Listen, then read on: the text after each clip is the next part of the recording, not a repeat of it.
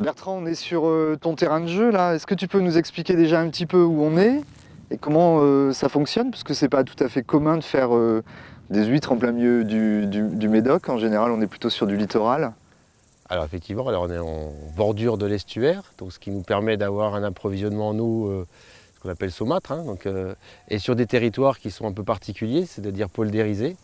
Donc on a pu créer en fait sur cette exploitation, qui étaient des champs de blé au départ, des marais qu'on voit derrière nous, et on les remplit effectivement, ou on les vide grâce en fait, à la marée dans l'estuaire. Donc c'est ce qui explique qu'on peut faire des huîtres en fait, même entre guillemets dans les terres.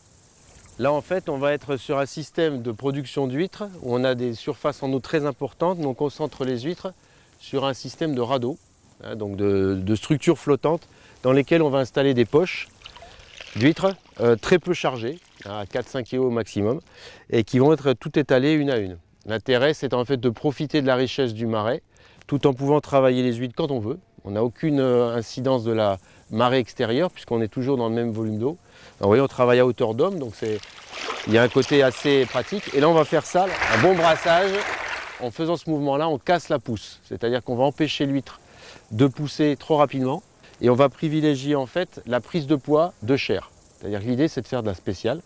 Donc c'est d'avoir des huîtres qui vont manger tout le temps, hein, 24 heures sur 24, et qui vont être effectivement plus arrondies, profondes et avec un taux de chair important.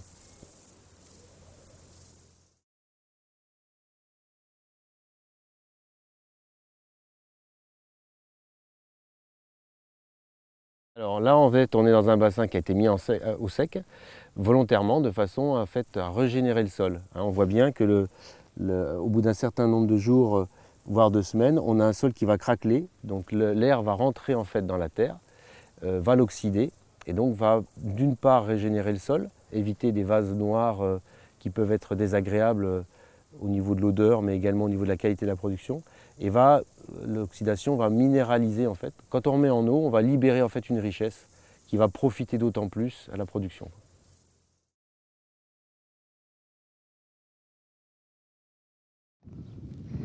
Le moment que je préfère, Bertrand, en fait. Allez, tu nous en ouvres 2-3? Faut y arriver. On va goûter. Voilà. Donc on est là, on est sur une huître qui a vraiment une belle maturation de 5 mois en marais. On va sortir sur un coquillage très plein.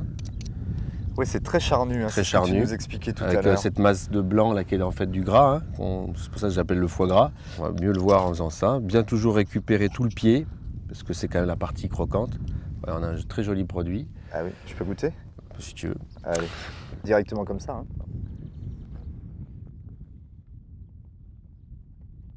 Il y a à manger. Quand on parle de terroir, effectivement, on retrouve tout ton travail, on le retrouve là, juste en finalité.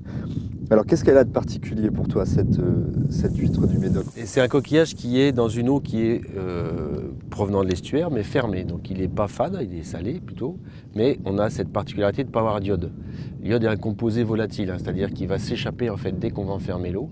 Et donc on ne retrouve pas ce côté varech, bord de mer, et ça laisse la place à des saveurs plus végétales, plus terroirs, comme tu disais, qui vont être très différentes en fonction même de chaque exploitation, de chaque marais, son histoire, etc.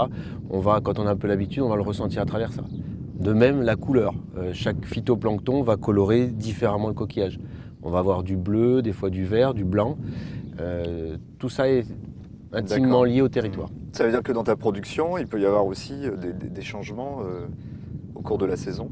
Complètement. Je dirais presque un peu comme le fromage. Hein. Tu as des huîtres de printemps avec des saveurs florales.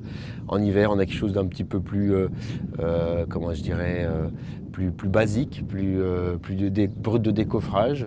Alors tu sais quoi, tes huîtres, elles m'inspirent énormément. Je vais te proposer d'en ouvrir quelques-unes. Pourquoi pas? Et puisqu'on est là dans un cadre magnifique, moi je vais faire une petite recette express comme ça. On va faire un tartare d'huîtres avec un peu de moutarde que je suis allé ramasser à la sauvage. Là-bas sur le petit tertre, à la sauvage. Ouais.